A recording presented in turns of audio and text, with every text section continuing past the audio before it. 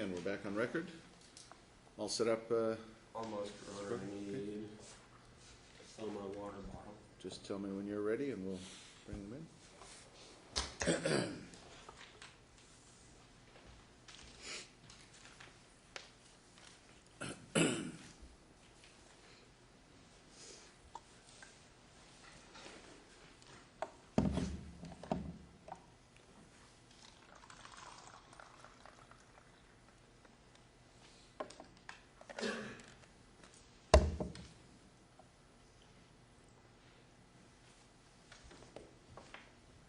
Your Honor, the defense is ready.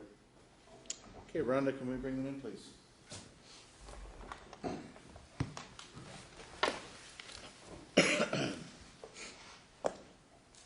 Test, test.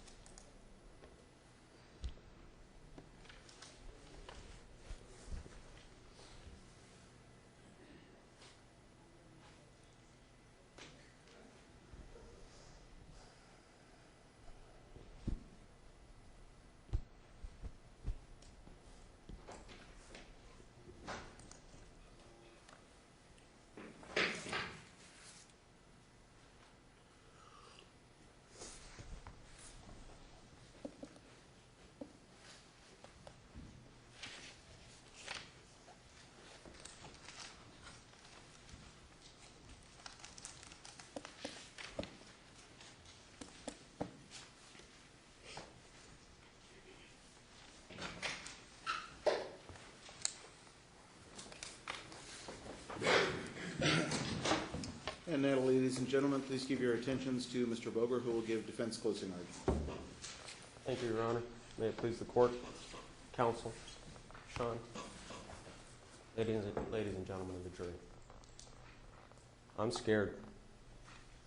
I get one shot at this. You just heard Mr. Boo's recitation. I get one shot. He gets to come back up. It's not that I don't want to come back up. It's that I get once. The rules say that the defense gets to respond once. He gets a rebuttal. So I have one shot to say everything that the defense has to say. One shot to point out all of the things that the prosecution did not say. One shot to make that choice. I ask that you bear with me when I check my notes.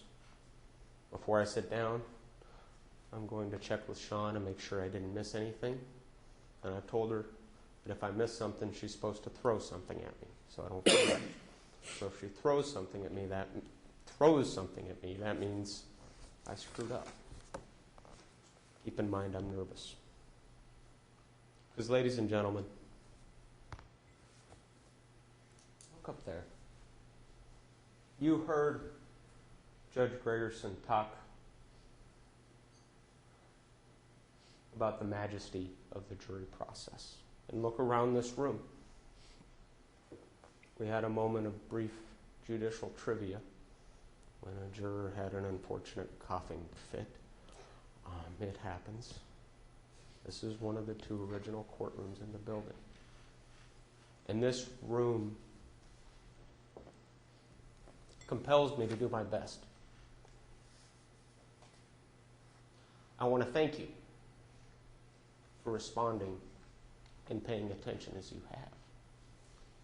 And just as I am scared, I do not envy your position. See, the judge has instructed you that you have to set aside your passions. We're human. We love. That's why we have juries. You heard of a family of a boy who lost his future. The law demands, you've set your sympathies aside. The testimony we heard yesterday, the vast majority of it, was right before you went home. So that you went home feeling emotions. But this is a court of law. We are a nation of laws. To be honest, with the evidence that's come in, I don't even know where to begin. Because it does not add up. I might say the wrong thing. I might miss something.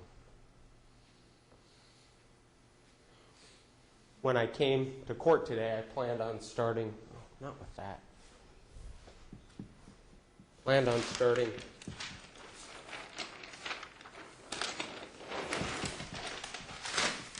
with this. We are a nation of not laws, not just criminal laws. There is a place for a case like this, where there's no evidence of intoxication at the time of the crash, and that is our civil system.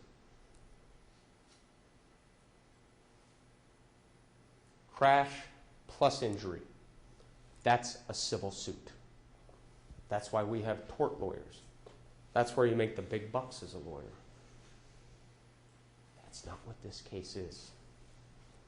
This case is about intoxication at the time of the crash. As I heard Mr. Vu talk, he opened with and he said this, every time there's a criminal trial in this building, it's because of the actions of the defendant. Ladies and gentlemen, that is wrong. That is not true. People make mistakes. Police officers make mistakes. Prosecutors make mistakes. No person shall be deprived of life, liberty, or property without due process of law. His position is that every time there's a case, it presumes that the defendant is guilty. And that is not our system. There are places that have those systems where the defendant has to prove that they are innocent. Our system of laws, of rules, says that it is his burden, that the presumption for every one of us, that flag still being something, that we are presumed innocent until he proves it to a jury of our peers beyond a reasonable doubt. To say that every time there's a criminal trial, it's because of the actions of the defendant, ignores that sometimes the police make a mistake and just arrest the wrong person. That happens. So we know that that statement is wrong. Right out of the gate. That's the burden he wants. That's the standard he wants you to follow. He wants you to ignore the mistakes. He didn't bring up the morphine in the blood, or, to be more accurate, the lack of morphine in the blood. He wants you to gloss over the lack of evidence, to cherry pick.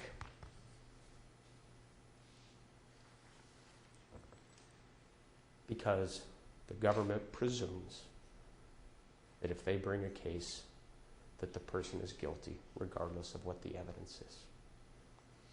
And that's why every one of us gets a defense attorney. Somebody to stand up and say, hey, what in the world is going on? And that's what I am here for.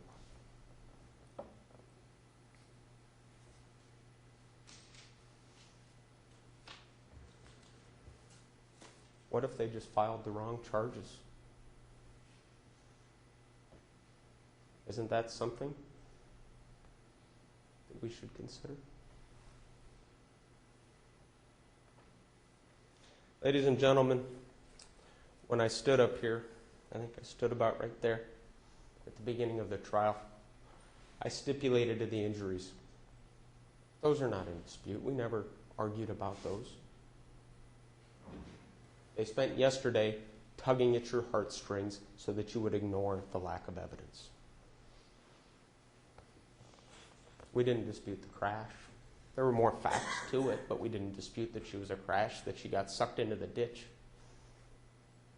The first time they put Detective Young on the stand, Mr. Vu asked him at length about the lack of brake marks, the lack of turn marks. Ladies and gentlemen, Detective Young's conclusion was that for the first 110 feet of a 117-foot ditch, the average person couldn't respond. That's his numbers. They wanted you to consider that for some reason, I don't know what. You get sucked into the ditch. Anybody who maybe goes hunting in the fall or drives the mountain roads, you get close to that edge, you hit the gravel, you get sucked into the ditch. And once you're in at 50, Deputy Young testified it takes a second and a half for the average person. Maybe a pro ball player responds quicker, a 47-year-old woman, probably a little slower. According to Deputy Young, by the time she could have responded, she was about half a car length from the culvert, 2 foot down in the ditch.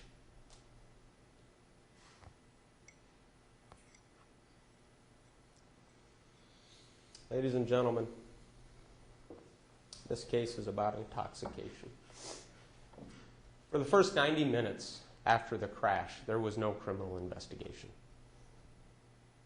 Deputy Gosh responded to the scene. Now, one of the reasons we have juries and one of the reasons we have voir dire is get to, first, for juries, who the heck wants their whole future decided by a lawyer? None of us.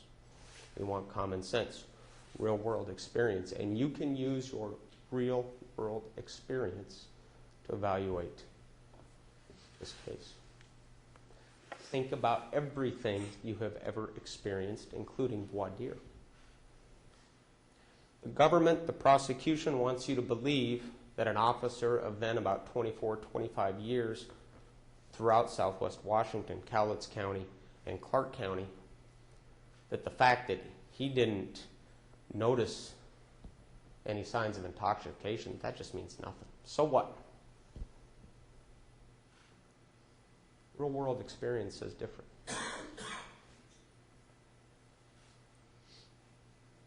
He responded to the scene of a crash.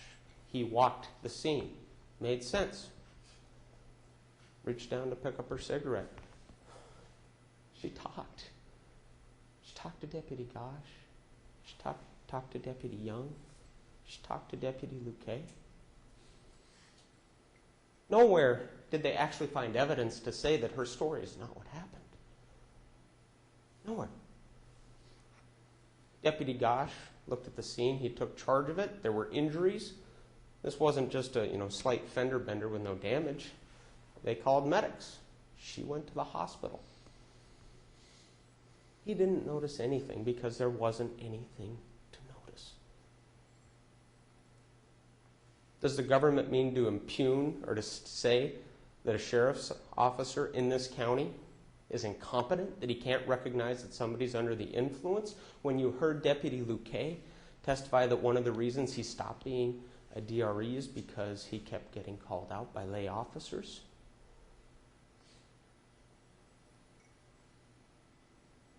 That doesn't make any sense.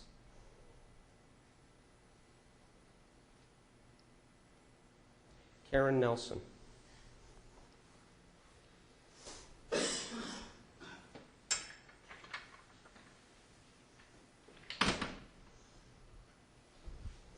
I don't know.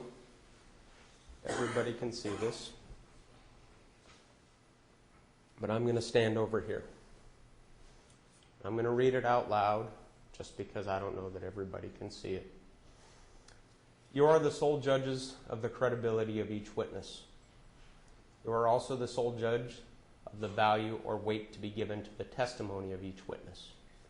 In considering a witness's testimony, you may consider these things: the opportunity of the witness to observe or know the things he or she testifies about, the ability of the witness to observe accurately, the quality of a witness's memory while testifying, the manner of the witness while testifying, any personal interest that the witness might have in the outcome or the issues,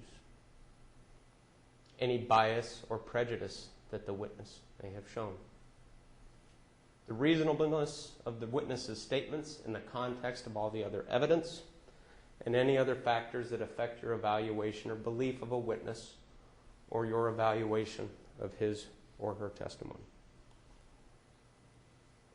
There is a word for witnesses, or there's a term for witnesses like Karen Nelson. You can draw your own conclusions. The term I use is a motivated witness. It's a witness who has some motivation that they don't let you know about at the beginning. Often applies, this is just my opinion, to a witness whose testimony shifts or story shifts over time. You heard Ms. Nelson testify. We went through, I read just about every sentence of Detective Young's description of their conversation to her. You heard it. Nowhere in there did she say that she knew Justin's father. She said she was kicking herself. She said that she was beating herself up because maybe if she'd gotten there just a little bit sooner, they would have found Justin. There's a motivation. There's one motivation that she admits. She felt bad about not finding Justin. The second motivation is that she has a personal connection to the family that she did not tell Deputy Young about.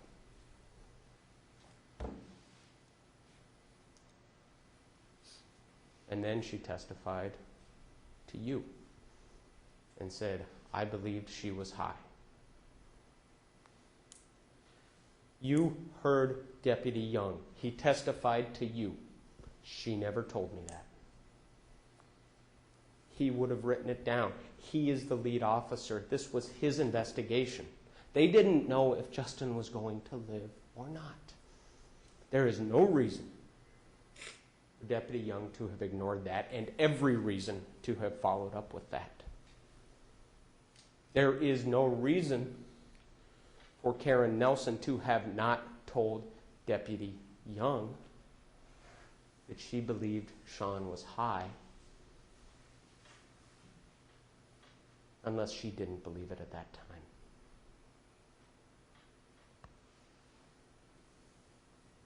Ladies and gentlemen, the government's case for intoxication at the time of driving rests on Karen Nelson. And she is a motivated witness. She did not tell Deputy Young. She has connections to the family. We have no idea what those connections are. You heard Justin testify. He talked about waking up several days later and seeing his mom and dad there. She talked to his dad. Her story is that she told his dad,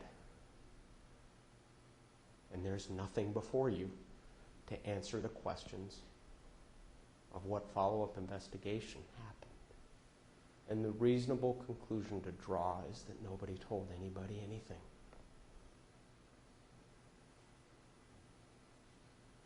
You have seen the press in this courtroom.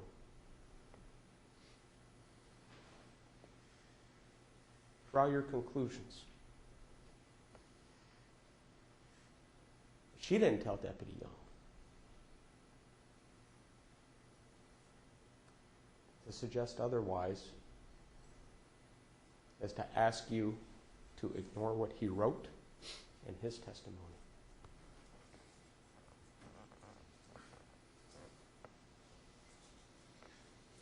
Ladies and gentlemen, one of the reasons that I'm frankly so perturbed at what Mr. Vu said about every time there's a criminal case is because we are presumed innocent. But your decision is not guilty or innocent. He has to prove his case to you beyond a reasonable doubt in order for you to find anything but not guilty. Any conclusion except not guilty has to be proven to you beyond a reasonable doubt. It's not guilty or innocent. If they don't prove the case, you're not saying Shaun did nothing wrong. You're saying they didn't prove the case. You do not sit just in judgment of Shaun. You sit in judgment of the facts of this case, of the government's case, as part of due process, which means you get a fair day in court before an impartial jury who passes judgment on the government's case, on their evidence or on their lack of evidence. That's what you sit in judgment of. Now, the term proof beyond a reasonable doubt sounds like lawyers speak to me. But the fact is, most of us actually have experience with it. If anybody watched the Super Bowl and you wondered, how in the world did Julian Edelman make that catch and how did they know it? Anytime you've watched a pro ball game and there's a challenge flag thrown, you go through the proof beyond a reasonable doubt process. See, here, in a court of law, with rules, not emotions, the presumption is not guilty. And that presumption stands until there's proof beyond a reasonable doubt. On the football field, professional level, the presumption is whatever the call on the field is. Until they look at the video evidence and it's proven to those folks beyond a reasonable doubt. Objection, Your Honor. That is not the standard, and that is not the correct status. That's not even remotely close. I would object to defense using that analogy and using that standard in a civil matter, in a completely unrelated matter, and importing that into this criminal case. That is not the standard. We're allowed to use analogies, Your Honor. It is closing argument. I'll remind the jurors that the evidence is the evidence and argument is argument. Go ahead. Overruled. I may step back. The presumption on the football field when the challenge flag is thrown is that the call stands. Just like in the courtroom, despite what the prosecutor said at the beginning, the presumption is not guilty. In the courtroom, that presumption stands until he proves it to you beyond a reasonable doubt. On the football field, when you watch the replays, the guys up in the booth or gals, whoever they are, they never show their faces. It has to be proven to them beyond a reasonable doubt that the call was wrong.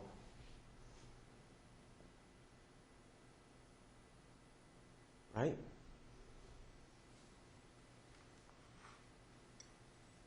You've done this if you've watched the games. You've watched the replays.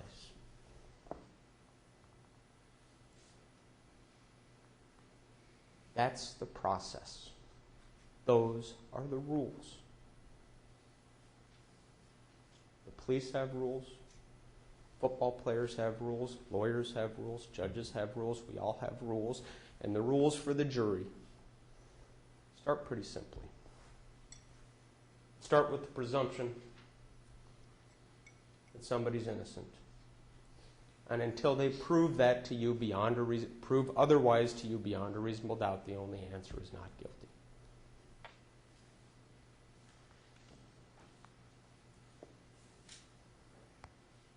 You also sit in judgment of the state's decision to charge the case as it's charged.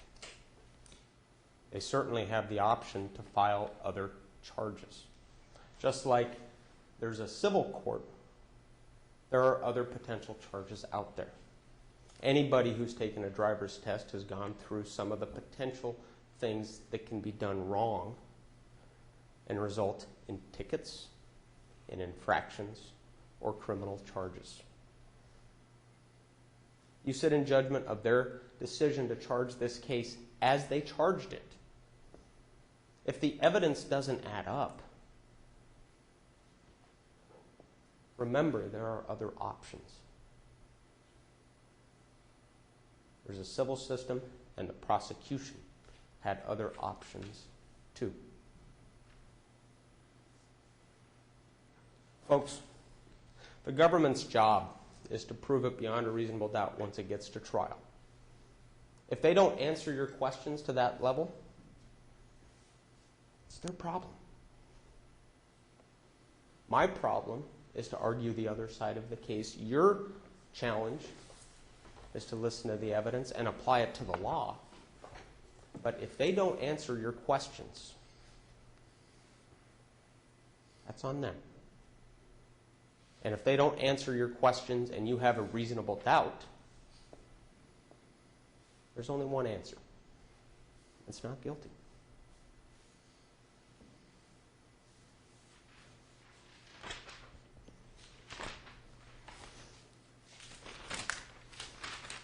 I take notes through the case. I have some examples I noted of doubt as expressed by some of the state's witnesses. You are the sole judges of credibility and the testimony, but these are just some things that I noticed.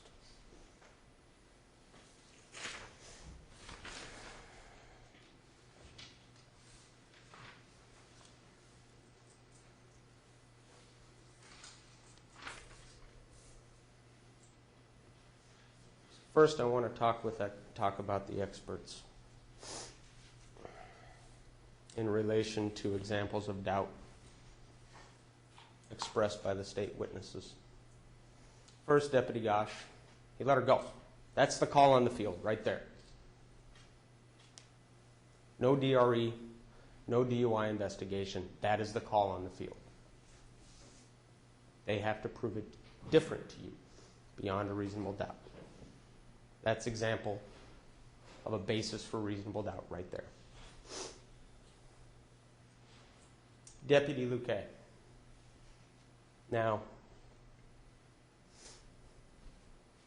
you heard Deputy Luque's testimony, his experience, his training. Mr. Vu reminded you of that and told you that he drew his opinions based on his training. We have a contradiction. First of all, he didn't use all his training and experience, but that's not the contradiction I'm talking about. I'm going to come back to that. Asa Lewis. He's a forensic scientist. He studies biochemistry. He's been published in the effects of how different controlled substances affect the human body. He testified. I stood right next to that stand and I went like this. He said, methamphetamines and opiates do not have antagonistic effects. Deputy Luque, the officer who was called out as a drug recognition expert, told you multiple times. And each time I went like this. He told you that one of the bases, the main basis for his conclusion, was that he knew she'd been given this really large dose of opiates, fentanyl and Dilaudid. He didn't know when. Didn't know exactly what was given to her when because he didn't check the chart. He had a passing conversation with a doctor. He had to look up the name. Does not have a great memory of the incident.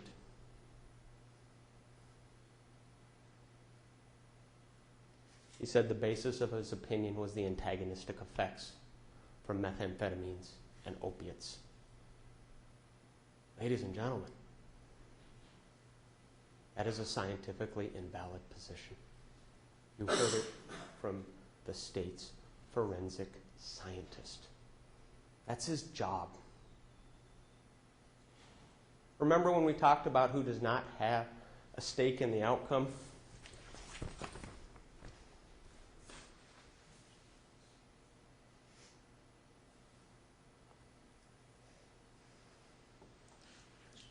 Any personal interest that the witness might have in the outcome or the issues. When Deputy Luque went to the hospital, he went as a DRE. He was doing that investigation. He did not know if Justin would live or die. Thank God he lived. That was his call to make. You heard him testify. He cares about his job. That's his call to make. He did not follow the protocol. He went there as a DRE. Mr. Vu told you just now that he used his training and experience to form his conclusion. The conclusion that Asa Lewis said isn't true. He didn't do 12-step protocol. Remember, we went through this? He agreed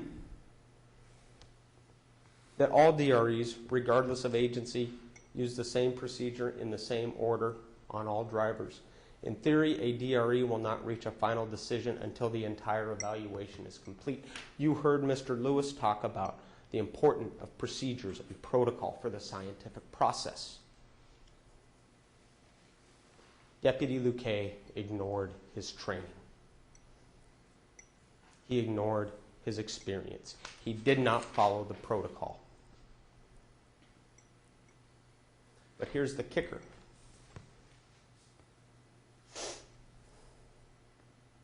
Obviously, because he didn't follow the protocol, he wouldn't put his credentials on the line.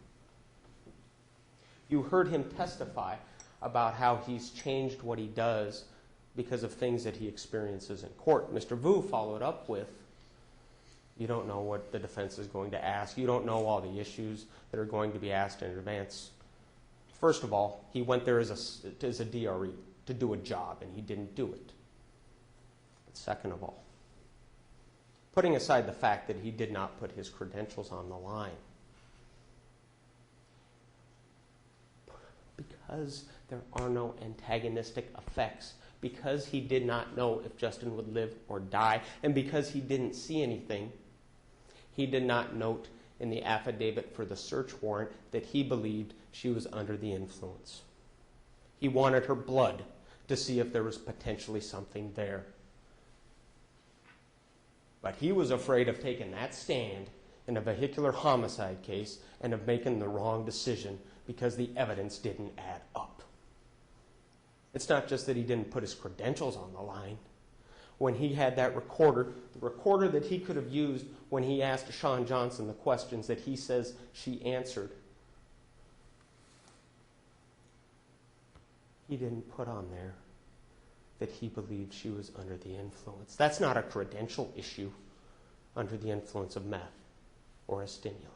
That's not a credential issue. That's not a DRE issue. That's the issue for when he takes the stand if Justin dies, so that he can testify without having to answer that question if there's no meth in her blood, if there's something else in her blood.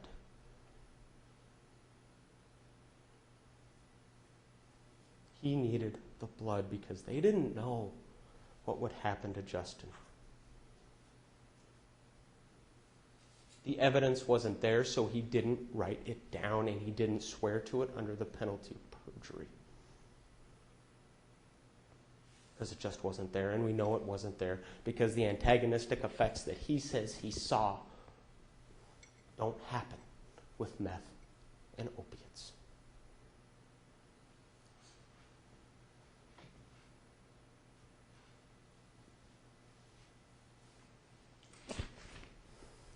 Where are the pictures? He took one picture of the vials before they're filled.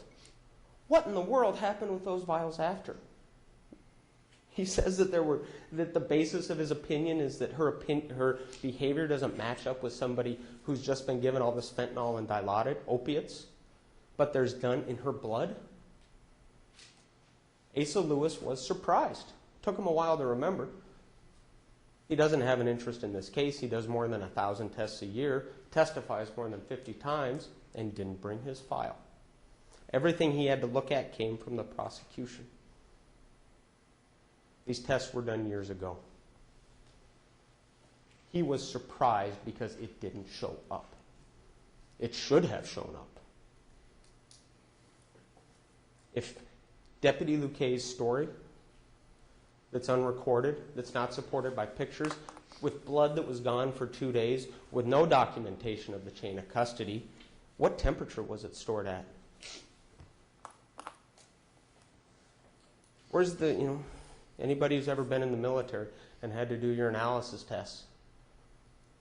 An initial at the top. So there's a chain of custody and you can show that it's unbroken.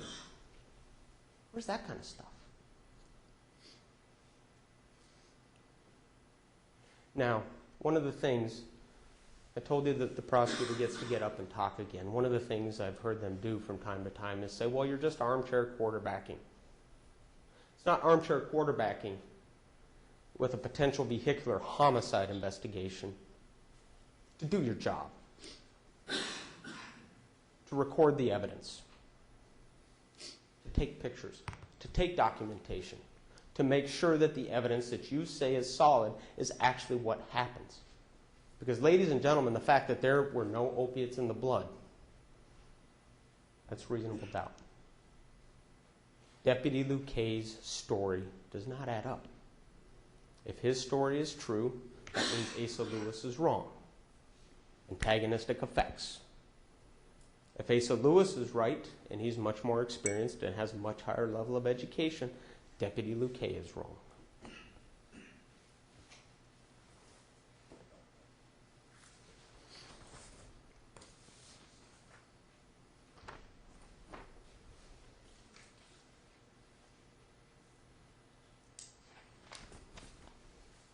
If you pardon me, I'm going to get some water real quick.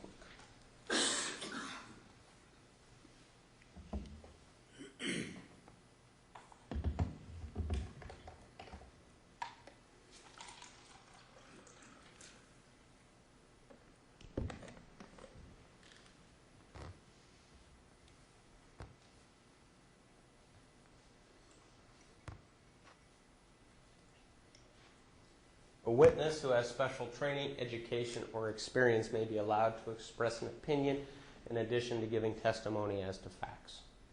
You are not, however, required to accept his or her opinion. To determine the credibility and weight to be given to this type of evidence, you may consider, among other things, the education, the training, experience, knowledge, and ability of the witness. He has the education. He chose not to use it. He has the training. He didn't use it. He has the experience, the knowledge, and the ability. He just chose not to follow it. You may also consider the reasons given for the opinion and the source of his or her information. It is only his word. He had a recorder. He had a camera. He chose not to document it. As well as considering the factors already given you. Now,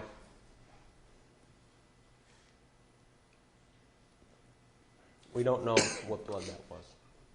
There's no chain of custody. The facts don't add up. There's no opiates. The government's position as to whether or not she was under the influence of methamphetamines. Mr. Boo just talked about being on the upswing. He went through the numbers, broke it all down, and said she had to have taken it that morning, which means she would have been on the upswing. But then he said that she had a delayed response in the ditch. But that's why she didn't get out of the ditch. Just as antagonistic effects do not happen That position is inconsistent with what you have heard about methamphetamines and how they affect somebody. This is stuff we give to pilots so they can fly to the other side of the world. And his position is that if she's tweaking, that not only is Deputy Luque not going to see it, but that she's going to have a delayed reaction. Folks, the exact opposite is true.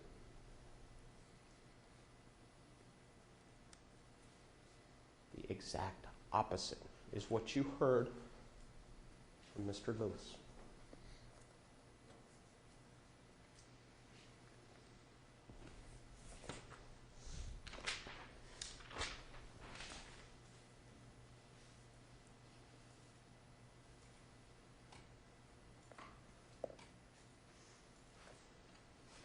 Shaun Johnson. Remember, she gave incriminating statements. That was a word I asked him about, incriminating. It means it's something that hurts you. Okay? He didn't know, when Deputy Luque got to the hospital, he did not know if Justin was going to live or die. So this was not a vehicular assault investigation. It was a potential vehicular homicide with a 16-year-old boy who'd been laying in the weeds for 90 minutes. This was a serious case. The incriminating statements that he says she made included what you heard, but none of it was written down. If she was high and she knew about a kid laying in the weeds, why would she talk? Why would she keep giving the same story? You cannot hold the fact that she has not testified here today against her. But you know what? She gave her story. She told everybody. From Karen to Deputy Luque, to Deputy Young to Deputy Gosh. Deputy Young investigated it. She gave incriminating statements. Even just reaching down to pick up that cigarette. There's a kid laying in the weeds. That's absolutely an incriminating statement.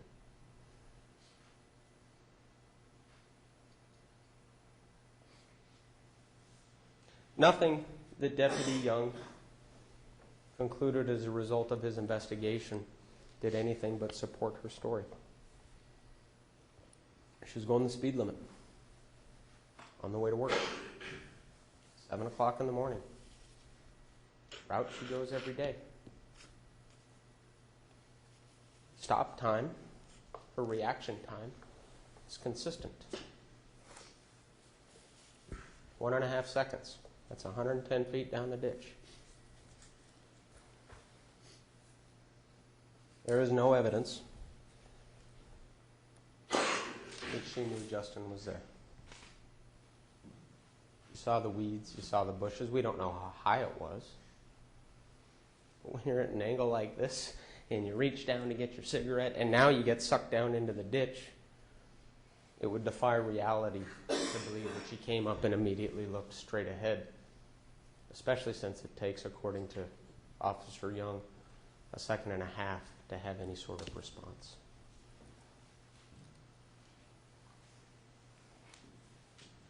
The difference, according to Mr. Lewis, between 0.6 and 0.11 is pretty much scientifically meaningless. But see, they only tested it twice. It's a pretty big difference to me. 0.11 to 0.16 is almost half again as much above 0.11. If they'd have tested it a third time, they might have gotten a lower number. That's a big difference. He testified that the number alone doesn't matter, that doesn't determine if somebody's intoxicated. See, this is not an alcohol DUI where we have that firm number, 0.08. It's not a marijuana DUI where we have that firm number, 0.05. It depends upon how somebody is acting. So even if, putting aside all of these doubts, the numbers don't mean anything.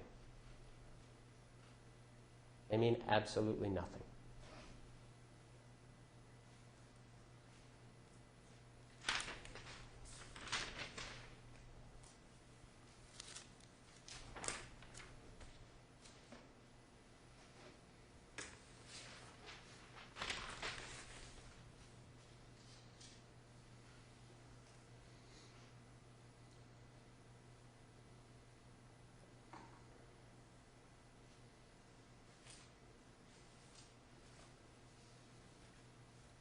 Folks,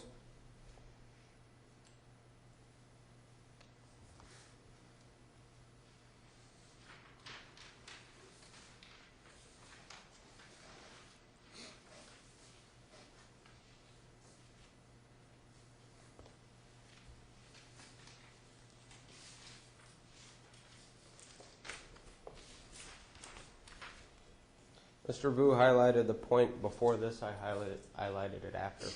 It is not unlawful for a person to consume drugs and drive a motor vehicle. The law recognizes that a person may have consumed drugs and yet not be under the influence of it. The only evidence before the court that Ms. Johnson, before the jury, that Ms. Johnson used methamphetamines or admitted using methamphetamines is Detective Luquet's unrecorded statement when he was conducting a vehicular homicide investigation to which he did not draw any conclusions, so he did not have to answer uncomfortable questions on the stand. The numbers don't make sense, maybe for the same reason that the opiates or lack of opiates don't make sense. Maybe for the same reason that the antagonistic effects that Detective Luquet says he saw that are scientifically invalid don't make sense.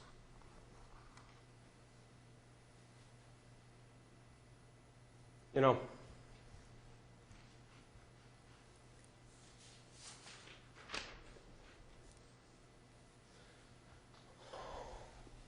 Mr. Vu put his pen on top. Folks can't back there, can't see. Put his pen on top of that section, so I just crossed it out. Remember, the law says you have to set aside your passions, your prejudices. Okay? Remember this. I told you at the beginning that this was not about the crash and it was not about the injury.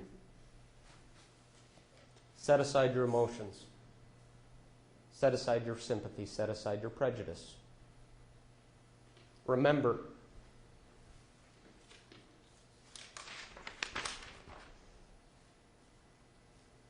stipulations. The evidence that you are to consider during your deliberation consists of the testimony that you have heard from witnesses and stipulations.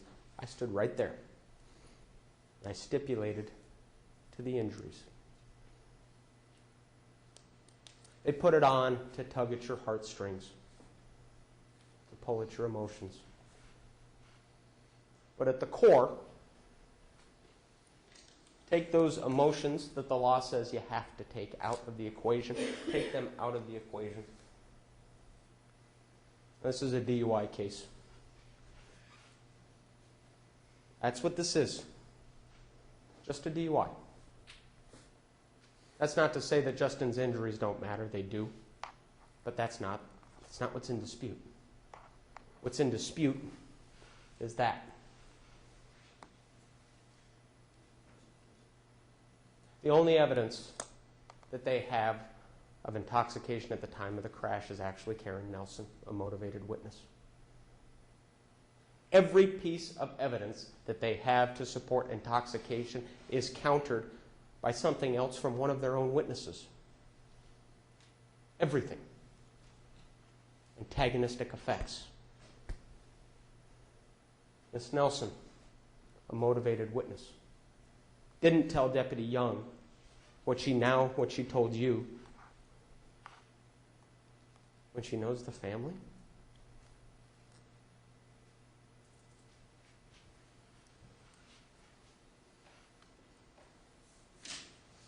Folks,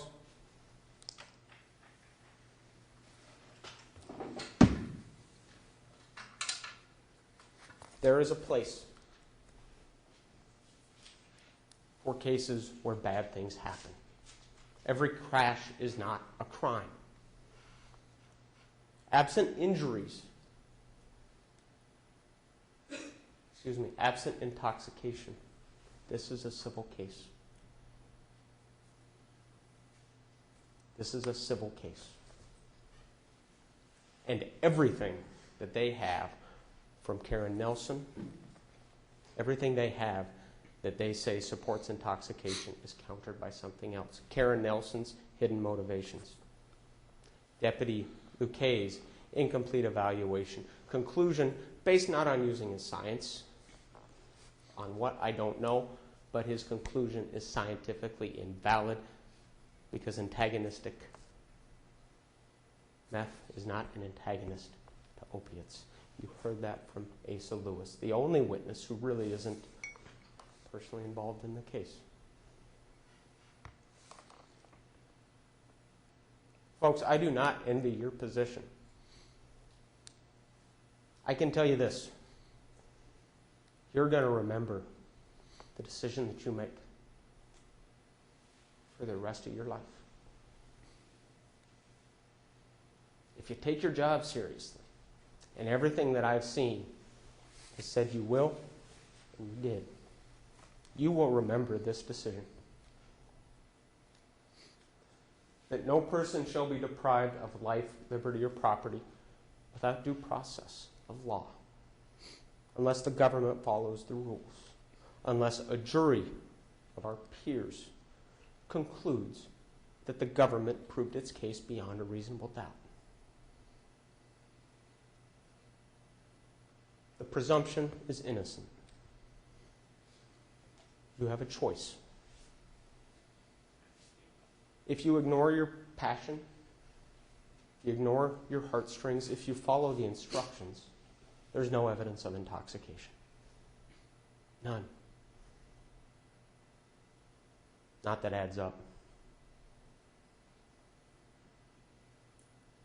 The only choice, if you follow the rules, if you follow the instructions, you quit. You don't find her innocent. You find her not guilty. That's what the rules require. If you follow these instructions and you apply it to the law as you've been given,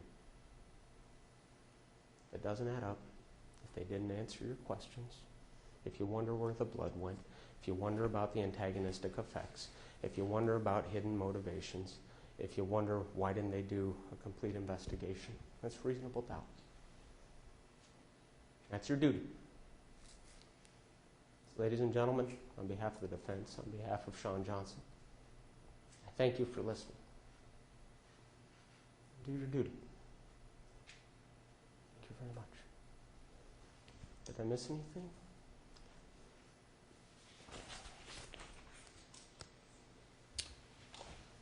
And thank you. Now, ladies and gentlemen, the state has rebuttal. Mr. Vu.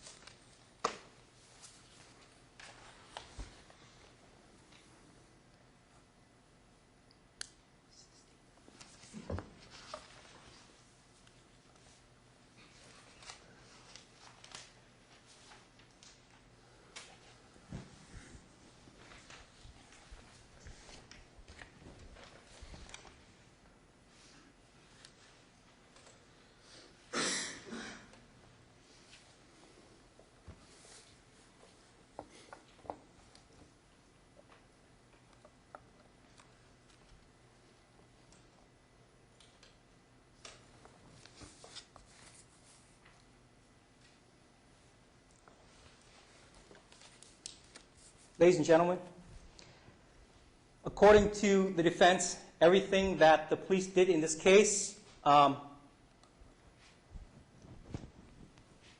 much hogwash, because they didn't document anything, they didn't record anything, there's no video, there's no, nothing, really. So, whatever the police did in this case, you can just toss aside. You should disregard. That's what the defense wants you to do. The defense wants for you to doubt every single thing that the police did in this case. Obviously, defense is trying to play up the current situation across the country where the police should not be trusted, the police are corrupt, and that everything they do, there is a hidden agenda, hidden motive, that they should not be trusted. That's where they're coming from. And that's what the defense is trying to convince you is the situation in this case, is that Detective Luque was sloppy, was lazy, and he just wanted to reach the right conclusion, and he shortcut everything. Is that the impression that you got, though? Is that what you got from listening to his testimony? I don't know how many hours he was on the stand yesterday to tell you, to detail for you everything that he did. Ladies and gentlemen, the police in this case did do their job correctly. What the defense wants you to do is they want you to require a higher standard. Not just proof beyond a reasonable doubt, but proof beyond all doubt. Defense wants you to question the chain of custody of the blood. They want you to question why Detective Luque did not record the interview or the conversations that he had with the defendant. He wants you to doubt every single thing that he did because he wants proof beyond all doubt.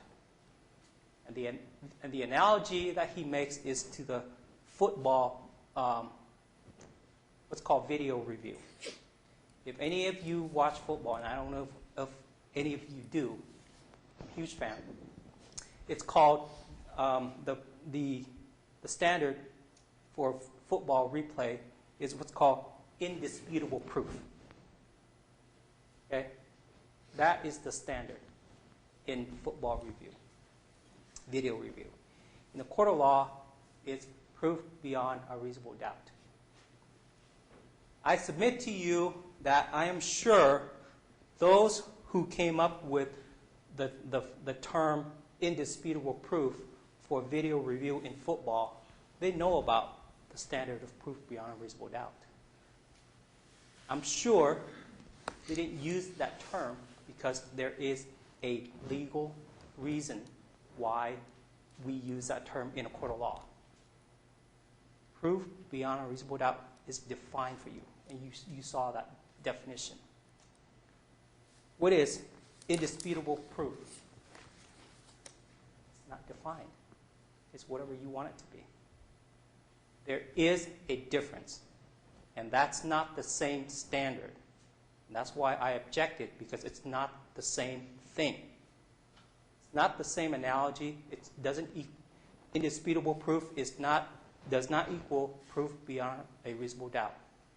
Because on TV, in football games, they have cameras in multiple locations with different angles, slow down, slow-mo, screen by screen, and it's right there. In real life, we don't have that. We have direct and circumstantial evidence. Okay? That's why the analogy is not the same.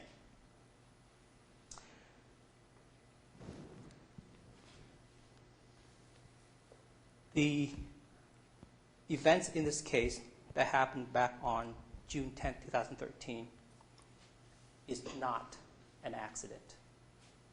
I know that the word accident has been used numerous times by numerous people during the course of this trial. But it's not an accident, ladies and gentlemen. An accident is something that can't be prevented, something that can't be anticipated, and it happens. What happened to Justin Carey was completely preventable if the defendant had not chosen to do what she did that morning. She chose to use methamphetamine. She chose to get behind the wheel of a car and drive when she was impaired. Those were her choices and her conduct that resulted in the horrible injuries, life-altering injuries to Justin Carey. Those are the actions and choices of the defendant. That's why we're here in this courtroom this week. Defense has tried to insinuate to you that the state, the prosecution, starts the case presuming the defendant guilty. No, that is absolutely not true. We start the case with evidence, and then we go on from there. Okay? And the proof question, the standard has always been proof beyond a reasonable doubt in a criminal case. And by going through this trial, guess what this is? This is due process, ladies and gentlemen. Okay? We're not depriving the defendant of any process that she is not due under the Constitution, both federal and state, and laws and statutes of this great country. This is why we have been doing this for the past week, is because she is due that legal process. This is called due process in the state, in this country. So do not be misled by the defense that she is somehow deprived of whatever process that's due her. She has been provided the entire array of rights. Her process, her due process, has been followed, and she has all of that from the very beginning.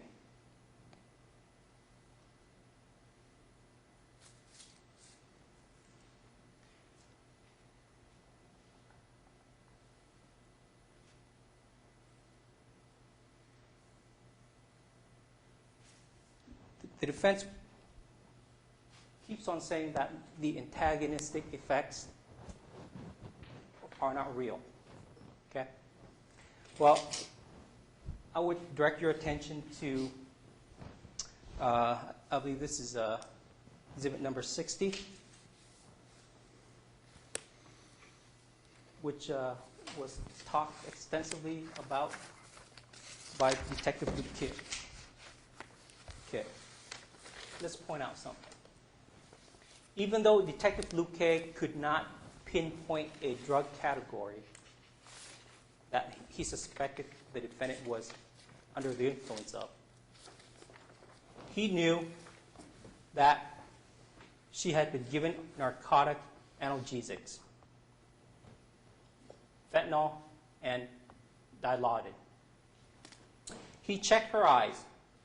So if she had been given this, there should be no nystagmus. Okay?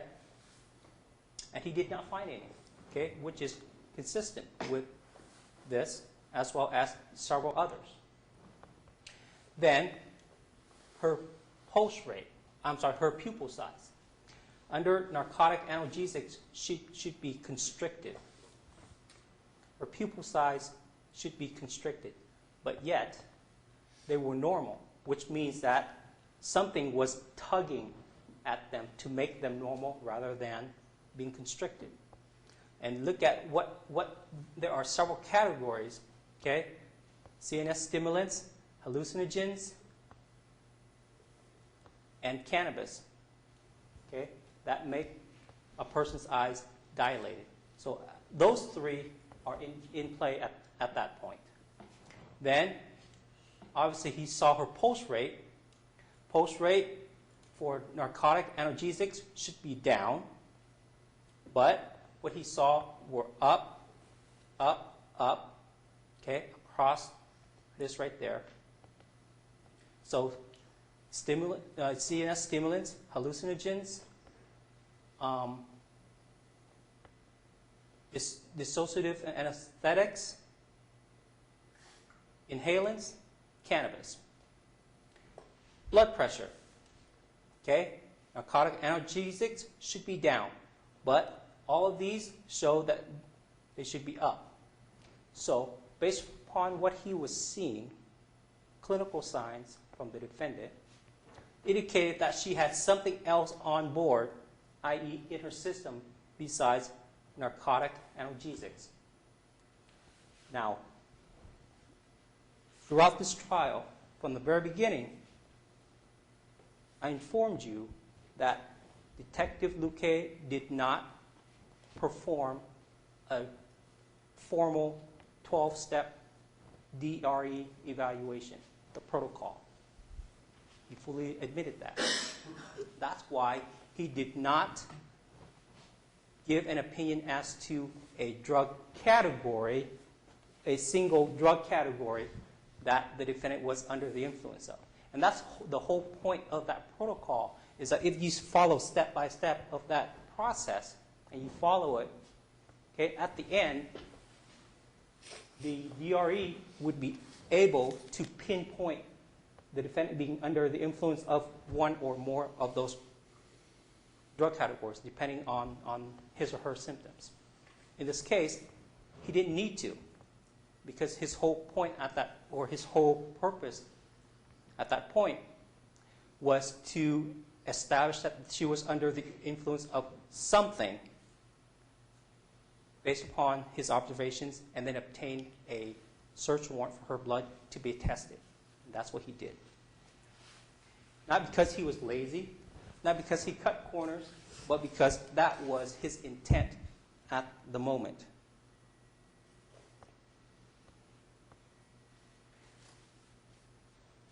And one thing that I sort of agree with defense on is that the numbers alone in the defendant's, with the meth concentration in the defendant's blood, don't tell the entire story. I grant you that. There are other things surrounding it that gives the full picture. And I submit to you that the observations by Karen Nelson at the scene, just moments after the crash, combined with the observations by Detective Luque at the hospital, puts it into perspective and gives you the opportunity to interpret what those numbers mean, which means that she was on the upswing and was impaired by methamphetamine. In terms of Karen Nelson, defense wants to insinuate that she somehow is a, quote, motivated witness, and that she has some hidden agenda, and that she has this connection with Justin Carey's family. Where did that come from? She testified that she had one conversation with Justin Carey's dad and told him that she believed the defendant was high. From that, the defense now is claiming that she knows the family and has some hidden agenda. Ladies and gentlemen, that is quite a far stretch. There's no indication of that. Karen Nelson has really nothing to gain, truly nothing to gain in coming here and testifying to you all and exposing her embarrassing past to you. Complete, total strangers. Why did she do that? It wasn't because she had anything that was hidden in terms of an agenda. She did that because she felt it was the right thing to do. And that's all there was to it.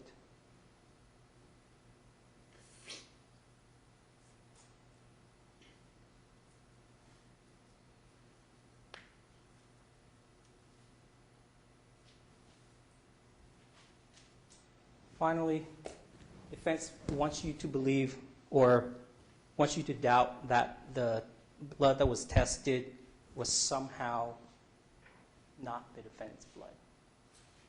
That it didn't have opiates in it, and so therefore it couldn't have been her blood. And there was a lack of, I guess, chain of custody, if you will. Therefore, it's not her blood.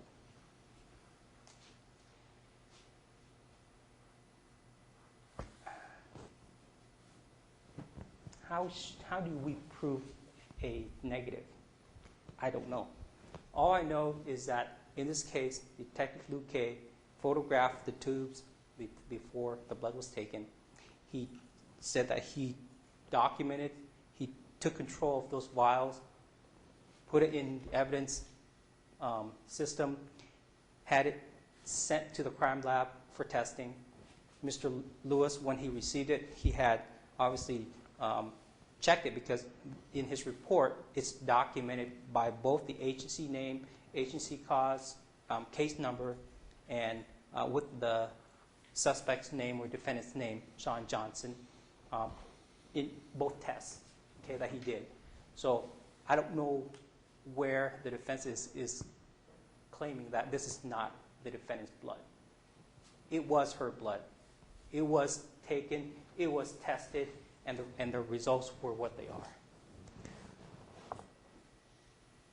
Defense wants to make hay out of the fact that there were no opiates detected or reported in the blood test.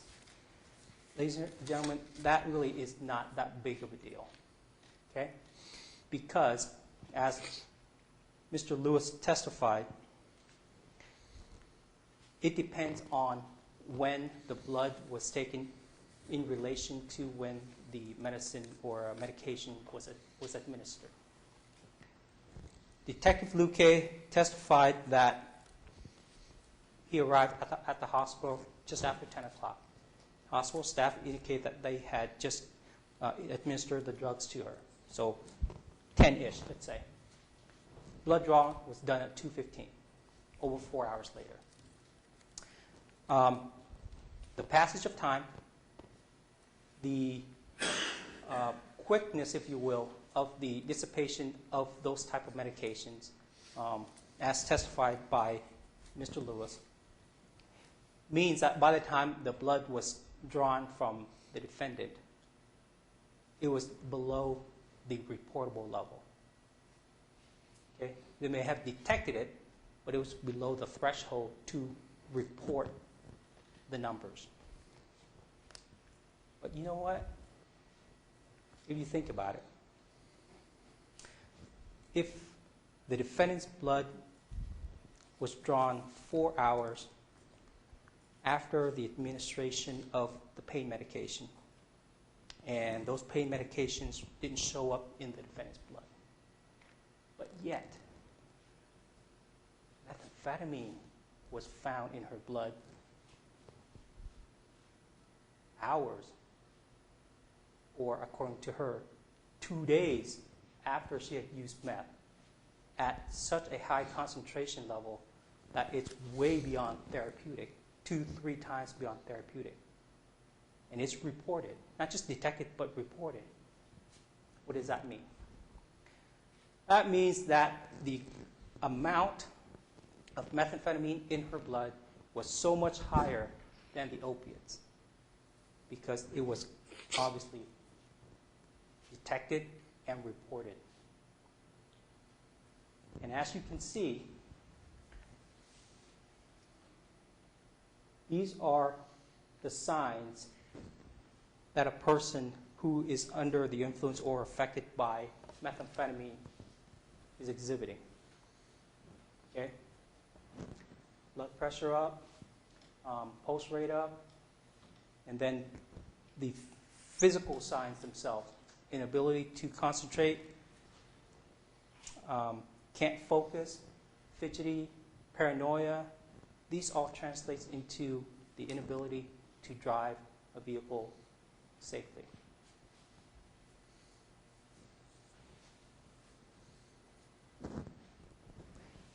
The facts in this case are what they are. You heard all the testimony. You can evaluate and assess what facts you believe have been proved to you. Okay? Just because we don't have still shots, video from different angles like they do on TV for football review, does not mean that the elements of the crime have not been proved beyond a reasonable doubt. They have been. Ladies and gentlemen, in this case,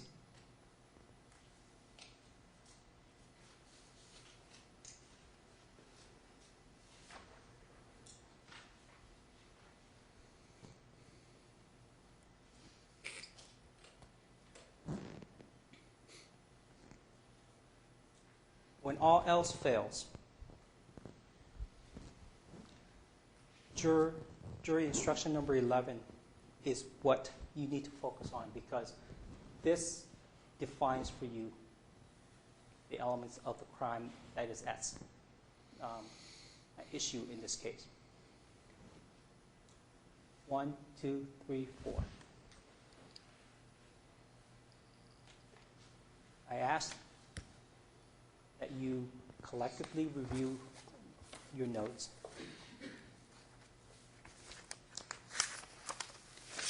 Come to a decision, and that decision is guilty because the defendant committed the crime that is defined here by these elements. I know you've been here for a while. I won't talk anymore. And I know you're thankful for that too. But I ask that you consider the totality of the case and not one single piece of evidence, because that you are required to evaluate the case in its totality. Okay? That's all I ask. Thank you. All right, thank you, Mr. Hargis. You are chosen as our alternate juror, so I'm going to excuse you in just a moment. That means that you're free to leave at the moment, but you're still under the court's orders about not discussing the case or having media exposure. If, heaven forbid, something were to happen to one of the remaining 12, it's possible that you could be called back into active duty to start the deliberations anew with the jury and recompose the jury as our spare, if you will. So I'll ask you to please leave your phone number out at Mr. Hargis. Yeah, that's. Oh, I'm sorry. So yeah, I'll ask you to please leave your phone number with Rhonda on your way out. She'll get in touch with you if need be. Take care of all of your belongings. So go ahead and free to go back there at this time. Then I have just a couple of last things to read to you, ladies and gentlemen, before you go. Now that you've heard the court's instructions on the law and the closing arguments, you're ready to begin your deliberations. You're free to conduct your deliberations in any way that seems suitable to you and is consistent with the instructions I've given you. However, I do have a few suggestions that may help you proceed more smoothly. Unlike the instructions as to the law, these remarks are only suggestions. They'll not be given to you in writing. As you deliberate, consider the following guidelines. Respect each other's opinions and the different viewpoints each of you brings to the process. Don't be afraid to speak up and express your views. Be patient and generous in allowing everyone an opportunity to speak. Differences of opinion are healthy. They bring the evidence into focus and bring out points you might not have considered. Listen carefully to each other. It's okay to change your mind, but don't allow yourself to be bullied into doing so, and don't bully anyone else. Don't rush into a verdict to save time. This case deserves your thoughtful deliberation. The jury system depends upon it. Each of you must decide the case for yourself, but you should do so only after you've reviewed the law, carefully considered all the evidence, discussed the issues fully and fairly with the other jurors, and listened to their views. You should organize your discussions in whatever way you believe will be productive and fair. Some juries begin by reviewing the court's instructions on the law because those instructions identify each element that you must consider.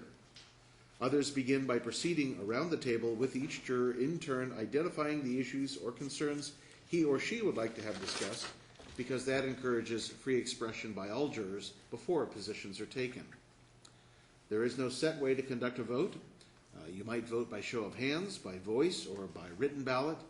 Use a method that will encourage each juror to freely express opinions and conclusions. Finally, I remind you that these remarks are merely suggestions. I hope that they're helpful, but nothing I've said or done should suggest to you what your verdict should be. That's entirely for you to decide. You may now retire to the jury room. Take all your notepads and belongings with you.